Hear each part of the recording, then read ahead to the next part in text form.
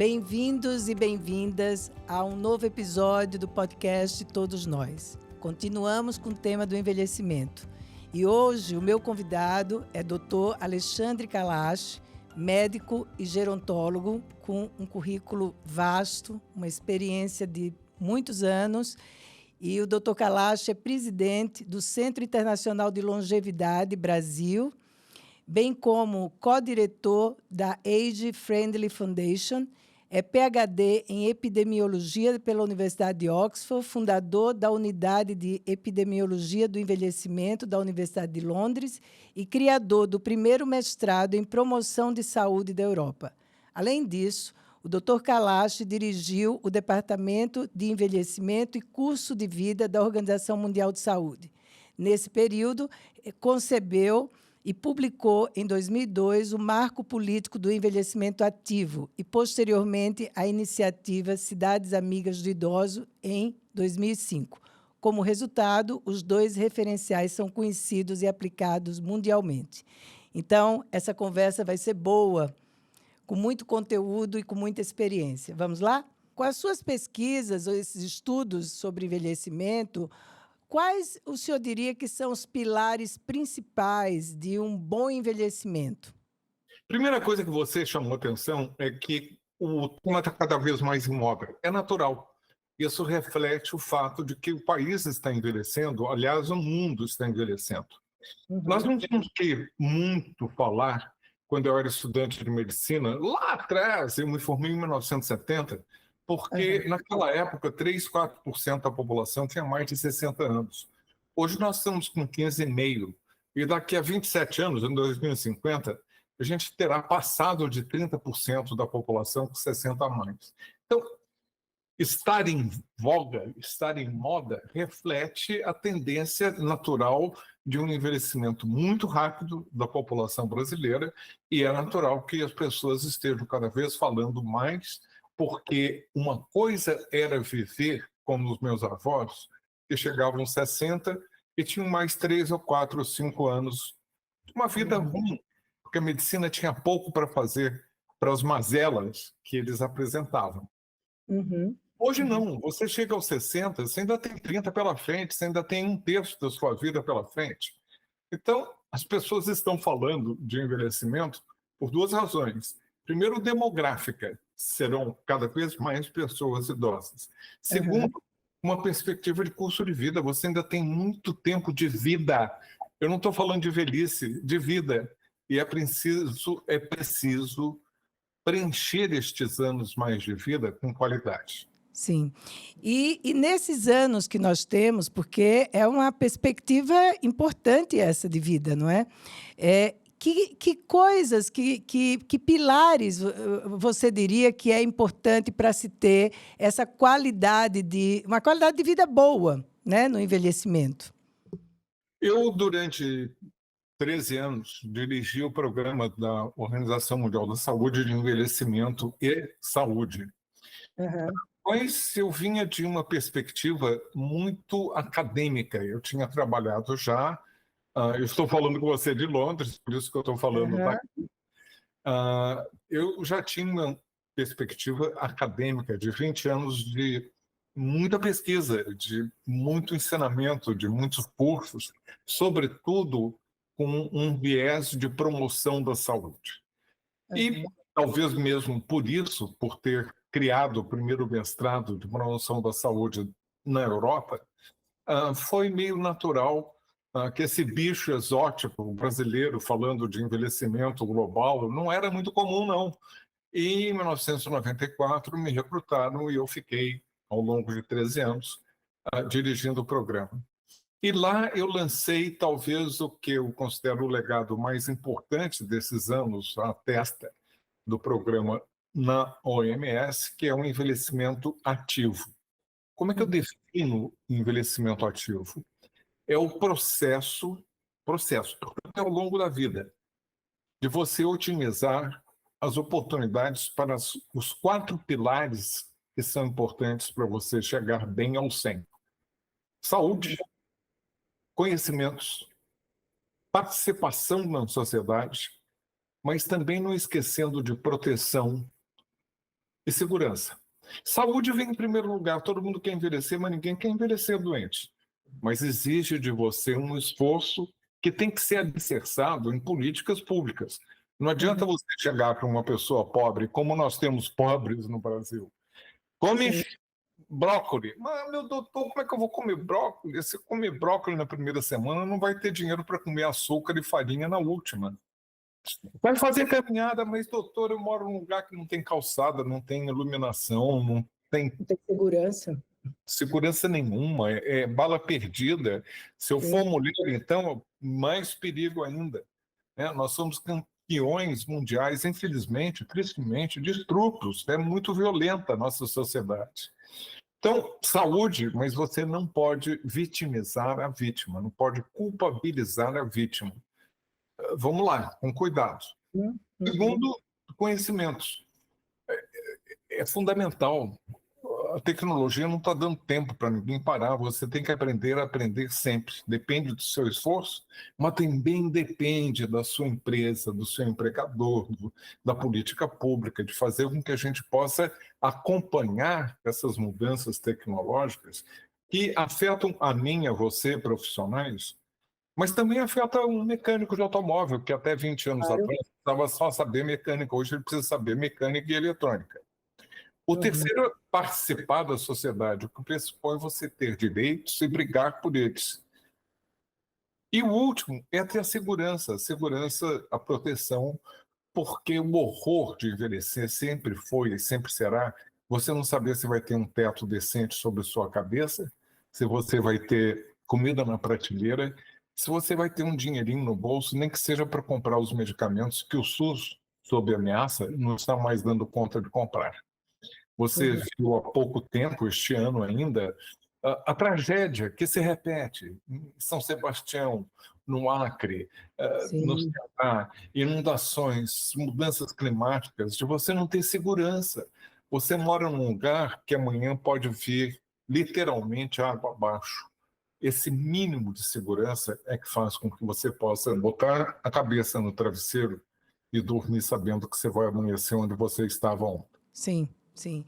Não, sem dúvida. Então, pelo que o senhor está dizendo, é muito importante, não é, a vida no geral que essa pessoa tem, né, com a segurança, com essa participação na sociedade, essa condição de poder lançar mão, né, de recursos para poder, porque o envelhecer exige muitos recursos, não, doutor Alexandre? Depende do que você está chamando de recurso. Eu prefiro falar de reservas. Uma vida mais longa é Ah, uma maratona. Quando você corre 100 metros, você uhum, precisa de um recurso, estamina, para poder chegar onde você está vendo que é aquele marco de 100 metros. Quando sim. você vai correr para uma maratona, é diferente. Você precisa de estamina, determinação, aprendizagem. Você precisa criar reservas para poder chegar bem à tal da maratona, que é a vida longa. Então, Uhum, muda muito de perspectiva. uhum. E o senhor acredita que essa questão do processo do envelhecer é importante que comece já na juventude? Os jovens precisam aprender sobre esse processo do envelhecer? Porque a gente envelhece todos os dias, né? Eu tenho um mantra que eu repito sempre, e sobretudo quando eu falo para um público mais jovem. Para você chegar bem aos 100, comece já. Se você começar aos 20, melhor do que aos 30. Se não começou aos 20, aos 30, comece aos 40, aos 60, aos 80. Só que o mantra é: quanto mais cedo você se preparar, melhor. Mas nunca é tarde demais. E mete isso na cabeça, fala para os vizinhos, para os seus amigos, para os seus familiares. Quanto mais cedo você se preocupar com a longevidade, melhor, mas nunca é tarde demais. Ah, mas eu tenho 67 anos, eu fumo há 50. Para, porque teu enfisema vai se beneficiar. Uhum, Ah, eu tenho 20 anos, ainda estou muito distante. Começa já. Trata do seu uhum, corpo, da sua saúde mental, vai sendo uns hábitos de vida, vai caprichando na forma como você vai criar essas reservas. Eu falo sempre dos capitais que você precisa acumular para bem viver. O uhum, primeiro capital é o vital, da saúde. O segundo aham, capital é de conhecimentos. O terceiro capital é de você ter amigos, capital social. E o último, o capital financeiro, que ajuda. Dinheiro não resolve tudo, mas que ajuda. E, doutor Alexandre, o senhor percebe que há uma diferença importante no envelhecimento dos homens e das mulheres? Independente, quer dizer, tem a questão, eu vi num programa que o senhor participou do Roda Viva, o senhor falou sobre que as mulheres vivem 7 anos, não é? Mais do que os homens. O senhor percebe, aí o senhor falou também da questão da condição social, tudo isso, mas há uma diferença desse processo de envelhecimento para homens e mulheres? Claro, e essa diferença não é só biológica. É claro que os meus hormônios são diferentes dos seus. Isso é o Sim, biológico. sim. O que é importante a gente perceber é que gênero é uma construção social. É uma Uhum, percepção que varia. A uhum, questão de gênero na China é diferente da questão de gênero em São Paulo, é a questão diferente de gênero no interior do Ceará. E uhum, isso é fundamental a gente perceber, porque um dos reflexos importantes é a questão do cuidado. E o envelhecimento tem esse viés muito importante do envelhecimento sob a perspectiva de quem vai cuidar de você. A aham, mulher se cuida muito mais ao longo da vida, até porque é biológico, ela tem a menarca, ela tem a primeira menstruação, depois ela pode ser que faça um pré-natal, ela leva os filhos aos médicos, ela se preocupa com o câncer de mama, com câncer de ovário, com câncer uterino, ela vai se cuidando e ela conversa mais sobre essas questões todas relacionadas ao cuidado com as suas amigas, com a sua comunidade, ela tem mais abertura. O homem não. Isso é construção social. O homem uhum, se fecha. Desde que garotinho, a gente fala, menino não chora. Você uhum. cai, rala o joelho no chão e você vai ficar caladinho, porque vai ter sempre um adulto que vai dizer, menino não chora. Menino não chora, 50 anos depois o menino não vai dizer que está com dor no coração, porque o menino já aprendeu desde pequeno que não pode mostrar fraqueza. E isso contribui muito para essa diferença de expectativa de vida entre homens e as mulheres. É a É, questão do cuidar ou da falta do cuidado dos homens. aham, A outra coisa que é importante como construção social é de que a conta não fecha. À medida em que a população vai envelhecendo, você não vai ter apenas 4% de pessoas no Brasil para cuidar. Serão 30, 31%. E os homens vão ter que aprender a não ser apenas recipientes de cuidado. Eles vão ter que participar do cuidado. Então, Belezoga, você que é um homem que está me olhando, aprenda a cuidar, tá? Porque pode ser que chegue a hora em que você não cuidou de ninguém e ninguém vai lhe cuidar. A gente vai ter que entrar num pacto de solidariedade entre as gerações, entre os gêneros. Nós vamos ter que cuidar uns dos outros e a pandemia mostrou isso de total. forma Sem dúvida, brutal. sem dúvida.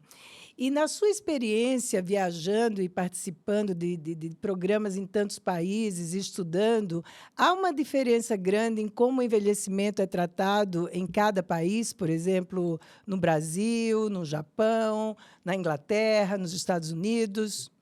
Claro, só que a gente não pode ficar comparando muito o Japão com os Uhum. Estados Unidos, o Canadá e a Dinamarca, países que primeiro envelheceram, enriqueceram para depois envelhecerem. Nós somos um país ainda muito pobre. Nós somos um país que está numa velocidade de envelhecimento extraordinária. Nós estamos envelhecendo muito mais rapidamente do que os países europeus no passado. E nós estamos envelhecendo antes de sermos ricos. Então não adianta ficar comparando, falar assim, na Dinamarca é maravilhoso, na Holanda é melhor ainda, aí o Canadá. Não, tem que cair a ficha que a gente precisa abraçar a questão da desigualdade, que nós estamos deixando milhões de brasileiros para trás. A pandemia matou muito mais os negros, os quilombolas, os povos indígenas, aqueles que moram na periferia, do que aqueles que moram no Jardim Paulista ou no Leblon.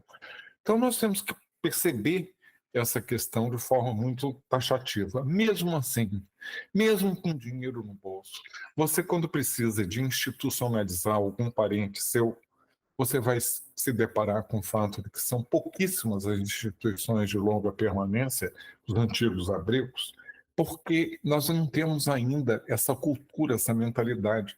Menos de 1% da população 60 mais no Brasil está institucionalizada. A sobrecarga do cuidado fica na família. E que família é essa? Que família é essa que está todo mundo com pressa, que as mulheres foram para a força de trabalho? Graças a Deus, as mulheres são necessárias para serem produtivas e fazer o país competitivo. Elas não vão voltar para casa, porque agora tem a vovó, tem a bisavó, tem o sogro, tem a sogra, tem o chato do marido, que tem que ser cuidado também, porque vocês, mulheres, têm o mau hábito de se casarem com homens mais velhos, vocês vivem mais, acaba com aquele homem ao lado que fica doente, e na hora que você precisa de cuidado, de repente não tem ninguém para cuidar.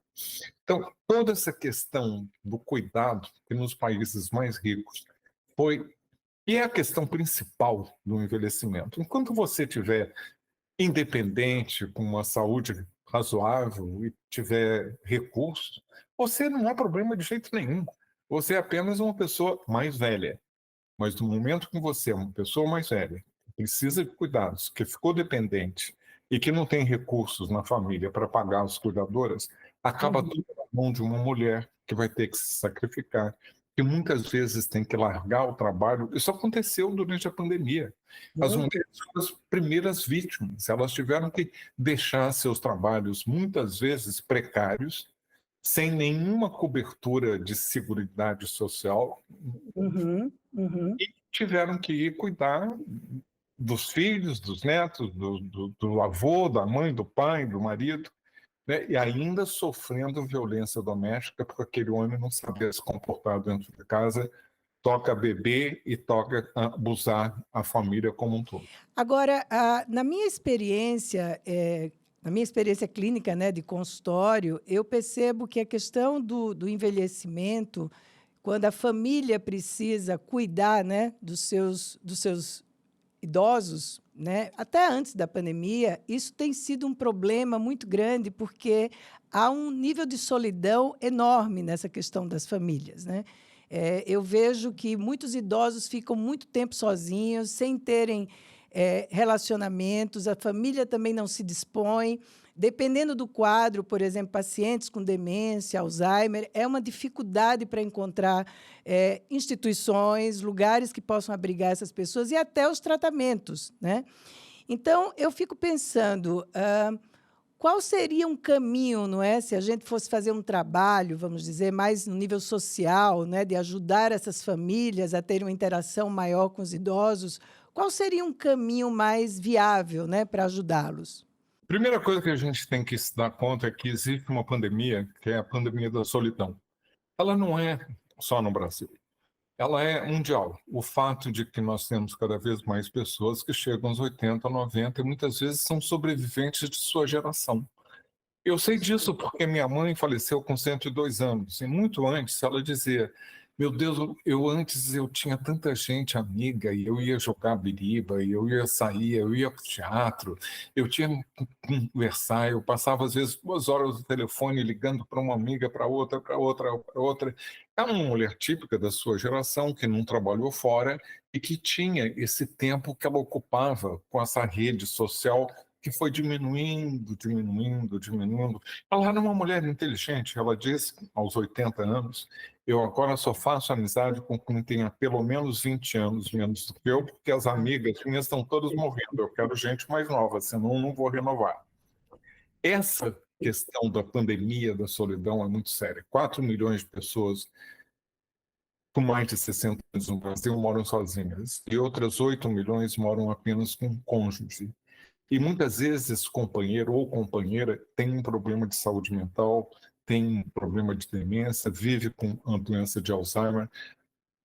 É mais desafiador do que morar só, porque você está ali muitas vezes com seus próprios achaques e ainda está tendo que cuidar da outra pessoa que está mais dependente. Esse é um fenômeno internacional, global, com todas as populações que estão envelhecendo sofrem. Só que no Brasil, por sermos uma sociedade mais gregária, uma sociedade que a cultura é mais de troca, a gente não se compara. É por isso que eu falei que a cultura é tão importante. Né? Claro, Uma coisa é você envelhecer num país asiático, em que é tudo mais restrito, ou mesmo aqui na Inglaterra, em que é mais autossuficiente. Você não espera muito as trocas sociais que um brasileiro ou brasileira espera. Então, isso te faz sofrer. Eu estou fazendo essa distinção porque solidão é o que te faz sofrer. Você tem outra palavra que a gente usa pouco em português, que é a solitude. É quando você escolhe o momento em que você quer introspecção, você quer ficar só, você quer pensar na vida, você se autossatisfaz. E tem pessoas que vivem muito bem, isoladas, no seu canto, enquanto que outras não toleram. Mas está todo mundo com pressa. Oh, minha filha tem que ir visitar a vovó. Não, mas não vem que eu não posso, meu Deus. Eu moro aqui nessa cidade grande, o transporte é horrível, eu estou ocupada, eu tenho que trabalhar, e à noite ainda faço curso. Então ninguém tem tempo. E essa questão do tempo é fundamental. Quando começou a pandemia, eu lancei inclusive um projeto que eu pensei que ia dar certo, mas que culturalmente ainda não estava amadurecido para dar, que era o vizinho solidário do idoso solitário. De poder mostrar, nem que seja por um bilhetinho debaixo da porta, de bater na porta e entregar um embrulho, de entregar uma comida, de fazer um carinho, de mostrar solidariedade. E olha, não tem nenhuma palavra que rima melhor com longevidade do que solidariedade. E a gente está perdendo essa dimensão humana. Humanidade, sim. solidariedade, longevidade. Você vê que está tudo junto e embrulhado. E eu tenho que pensar, meu Deus, como é que eu vou querer ser tratado quando eu chegar lá? Porque isso gera a empatia. E se você não sofre debaixo da sua pele, você não cria essa empatia, você não vai ser parte da solução. Inclusive, tem uma experiência que nós estamos vivendo, eu faço parte de um grupo que é de atender idosos, né? Mas é ir até eles, porque são idosos que, inclusive, estão incapacitados de se locomoverem, não tem, muitas vezes, quem vá até lá. E a gente tem tentado recrutar pessoas jovens que façam esse trabalho. E o que eu percebo é que há uma dificuldade muito grande de mobilizar as pessoas jovens. Isso que eu queria lhe perguntar, se é da sua experiência, o senhor percebe isso também.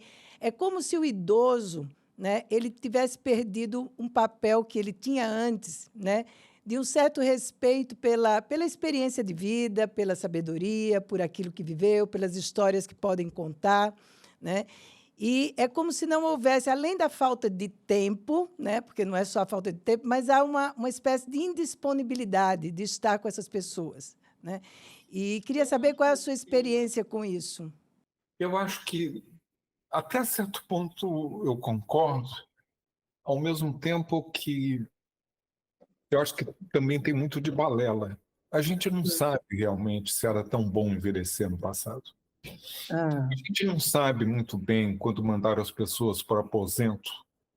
A própria palavra que foi criada 100 anos atrás, quando a Seguridade Social, exatamente agora, há 100 anos, em 1973.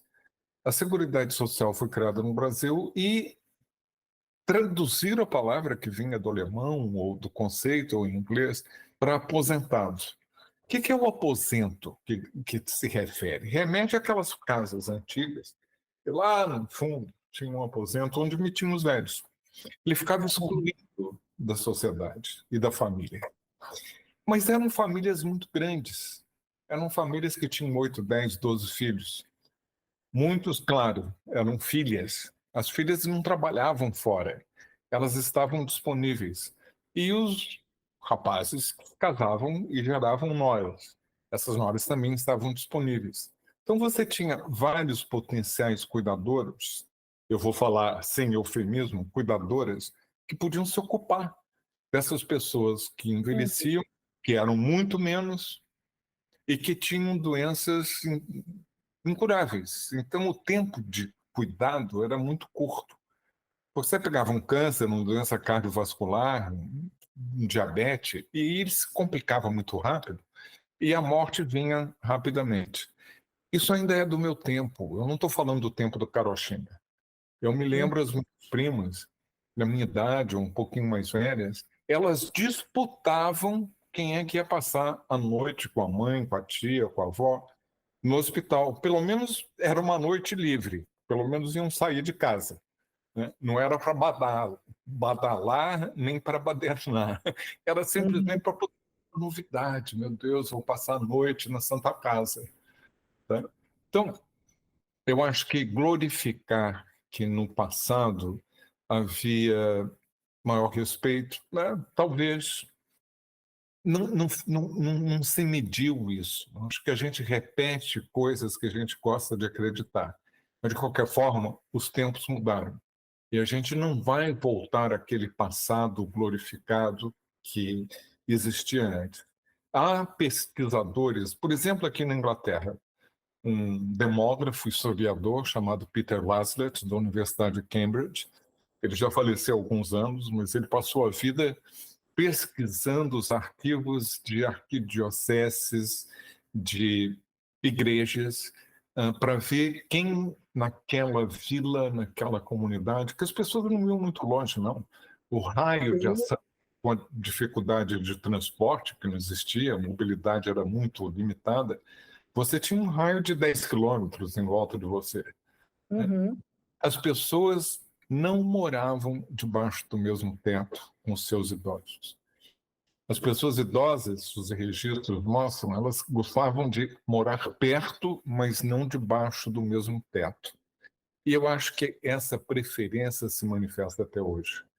Essa história de que é muito bom essa residência, essa moradia multigeracional, é um estudo que a gente fez há muitos anos em São Paulo, há muitos anos, há mais de 30 anos, mostrando que as pessoas mais deprimidas eram mulheres idosas que, por falta de opção, acabavam morando com a família.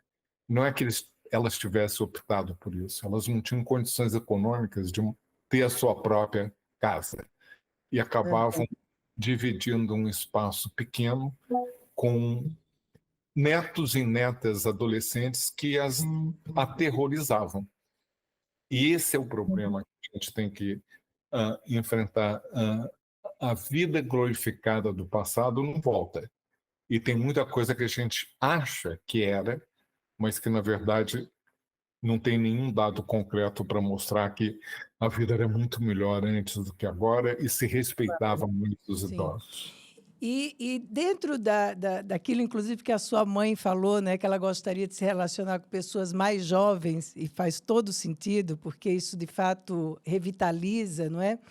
Como é que a gente pode, na educação dos filhos, dos netos também, não é, ir preparando essa mentalidade, não é, dessa solidariedade, né, desse compartilhar os diferentes em momentos diferentes, porque me parece que esse seria um caminho muito interessante, não é, de ter essa solidariedade, essa condição de poder aproximar gerações diferentes, não no sentido de morarem, né, como que isso nós não sabemos mesmo, o senhor tem toda a razão, mas como é que a gente mobiliza isso melhor já na educação, já na escola. Nós estamos desenvolvendo, quando eu digo nós, eu sou presidente do Centro Internacional da Longevidade, que tem base no Rio, mas a gente opera em várias cidades do Brasil e faz parte de uma rede global de centros internacionais da longevidade. São 18 países e durante 6 anos eu fui presidente dessa aliança também. Então a gente vai trocando figurinha. E eu acho que o que é importante, o que a gente já está procurando fazer, é desenvolver a escola mais amiga de todas as idades. É fazer com que aquilo que faz falta em casa, que é não ter essa troca intergeracional, que na escola isso possa ser compensado, trazendo pessoas idosas que vão conversar, trocar ideias, ensinar, mostrar a sua experiência. Há muitos anos a gente fez isso em Brasília, a gente trouxe candangos. Brasília foi construído com a mão dura do nordestino, do mineiro que veio do interior, e ali envelheceu. Só que as crianças das cidades satélites no Distrito Federal não tinham esse conhecimento, essa familiaridade. Então, a gente trazia essas pessoas idosas recrutadas em centros de saúde para que elas pudessem contar como é que era, como é que foi a mudança, como é que eram as crenças religiosas, como é que se celebravam as procissões, como é que era o carnaval, como é que era a paquera. E as crianças ficavam muito abertas, assim, super interessadas. Essa troca intergeracional era boa para eles, crianças, mas era boa também para as pessoas idosas. E a gente foi medindo que à medida em que esse projeto se desenvolveu ao longo de quase 2 anos, depois paramos por falta de recursos, essas pessoas idosas passaram a usar menos o centro de saúde. Estavam beneficiando a saúde, elas de repente tinham como seu cuidado. Eu vou contar uma foto que me impactou muito agora, recente, e que circulou nas redes sociais. Era uma senhora na sala de visita dela, sentada num canto do sofá, rodeada de familiares, e embaixo estava escrito: a família foi visitar a vovó porque estava se sentindo só. Todos eles, todos os membros da família, dos adultos aos mais jovens, todos com o celular na mão, e a vovó estava recebendo a visita sem saber o que dizer, sem ter com quem conversar. Impactante isso, não? Agora, doutor Alexandre, qual é o impacto do etarismo atualmente sobre o idoso? Eu, em primeiro lugar, gostaria de dizer que eu não gosto da palavra etarismo. Eu falo idadismo. A palavra foi cunhada pelo fundador do Centro Internacional da Longevidade, um médico gerontólogo como eu, Bob Butler, que em 1969, ó, já tem tempo, ele cunhou a palavra em inglês que vem de age. Age é idade. Sim. Age. Idadismo. Vem de idade. Idade. Eu entendo que é preconceito contra a idade. Pode ser, inclusive, a idade jovem. Tem gente que tem preconceito de pessoas mais jovens ocuparem determinados lugares, em determinados espaços. Mas, na maioria das vezes, os jovens crescem e se livram do idadismo. E as pessoas idosas que sofrem com idadismo, 10 anos depois, vão estar sob muito maior risco de sofrerem o preconceito e o idadismo. Então, o idadismo, você tem várias formas de tentar fazer com que esse preconceito seja menos cruel. Quando o termo foi cunhado, ele remetia a sexismo, a racismo, a LGBTismo, a capacitismo. Eu não gosto de você porque você tem uma deficiência. Eu não gosto disso, não. Tem que ser inteiraço, um ex-atleta. Né? Então, o que a gente está falando aqui é os Is que são importantes para que a gente possa combater e criar a nossa consciência de que nós somos parte da solução. O primeiro I é ideologia. É um grupo que se acha que vale mais do que o outro. É o homem que acha que vale mais que a mulher, é o branco que acha que vale mais que o negro, é a pessoa sem incapacidade que acha que vale mais do que a outra deficiente, é o hétero cis que acha que vale mais do que um gay ou uma lésbica, etc. E tudo isso se complica agora com um grupo, que é o jovem, que acha que vale mais do que o idoso. Então, eu não vou lhe promover porque você é mulher. Eu não vou te recrutar porque você é negro. Eu não vou te dar uma sonografia porque você é um velho.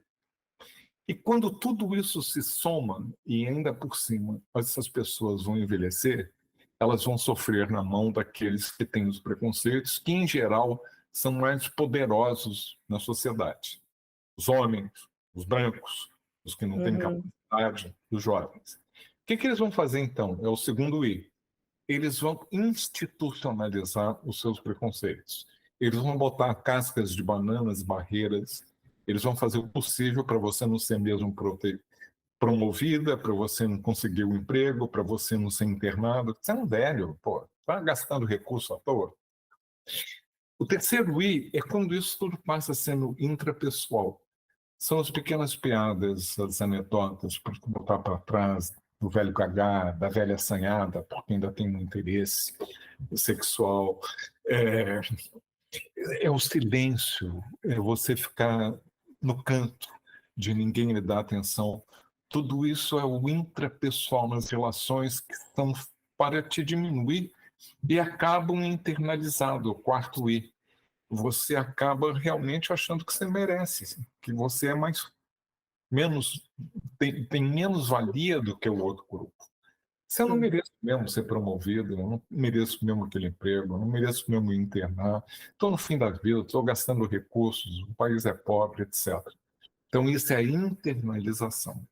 E num país onde você tem o quinto I da inequidade, tem um campo fértil para isso tudo se manifestar e se disseminar.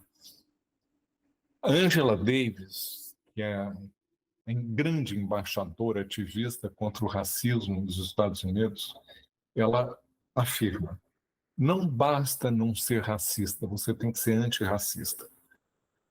Não basta não ser idadista, você tem que ser anti-idadista. E abre o olho, porque você ou é homem ou mulher, ou é gay ou é hétero, ou você tem ou não uma deficiência, ou você é branco ou negro, mas ninguém escapa. À medida que você envelhece, essa é uma experiência universal. Você pode ser o CEO mais importante do mundo, ou pode ser o político mais poderoso. Mas quando chegar a idade, você pode ser vítima do idadismo. Doutor Alexandre, olha, que aula, viu? Muito obrigada, muito obrigada. E eu queria lhe pedir um conselho, né? Aqui, como uma mulher de 63 anos e outras também que estão nos ouvindo, é um público feminino que nos ouve também, masculino, mas em menor quantidade. O que o senhor diria para uma pessoa que está em processo de envelhecimento? Primeiro de tudo, conselho, se fosse bom, ninguém dava. Conselho. Eu sou de falar. A sugestão. Agora, a sugestão mais importante é assuma a sua idade e perceba que você tem um terço mais de vida. Você, aos 63, é isso que você falou? 63, Então, é isso. ia cometer o típico escorregão do idadismo. Porque no Brasil, quando você pergunta a alguém qual é a sua idade, a pessoa fala 37, 63, a resposta vem, não parece. E a pessoa fica toda lisonjeada. Muito obrigada. O que isso quer dizer? Se você realmente parece 63, ou eu 77, ou alguém 37, e se parecer aquela idade, parece que se você demonstra que tem a idade, então é um defeito. Então, vamos perceber que a gente tem que mudar de linguagem, de atitude, porque aí eu vou voltar àquela história. Você, com 63 anos, você tem grande chance de viver outros 32. Ou seja, você tem um terço da sua vida. Ocupe. Tenha um propósito. Acumule aqueles capitais que eu vou lembrar, que são saúde, conhecimento, capital social, capital financeiro. Tenha um propósito de vida. Crie reservas, porque a vida, não vamos tapar o sol com a peneira, hein? Não é um mar de rosas. Mas se você tiver essas reservas e manter a sua autoestima, você vai poder chegar bem ao centro.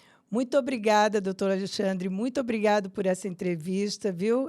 Eu confesso que houve momentos que eu me emocionei com a sua experiência, não é? Com essa questão do envelhecimento, uma experiência tão real, mas, ao mesmo tempo, com perspectivas, né? Isso é uma coisa importante. Muito obrigada pelo seu tempo e espero que a gente, uma hora, possa se rever. Beleza. Obrigada, doutor Alexandre. Muito obrigada. Até logo. Pessoal, esse foi mais um episódio do podcast Todos Nós, sobre o tema envelhecimento. Você que nos acompanhou até aqui, continue nos acompanhando, que virão outros episódios falando de outros aspectos do envelhecimento. Muito obrigada.